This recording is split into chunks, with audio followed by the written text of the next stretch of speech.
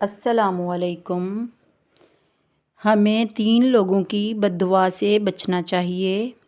آپ صلی اللہ علیہ وآلہ وسلم کا ارشاد ہے، 3 لوگوں کی بد دعا قبول ہو جاتی ہے۔ نمبر 1، مظلوم کی بد دعا قبول ہوتی ہے۔ نمبر 2، مسافر کی بد دعا قبول ہوتی ہے۔ نمبر 3، باپ کی بیٹے کو دی گئی بد دعا قبول ہوتی ہے۔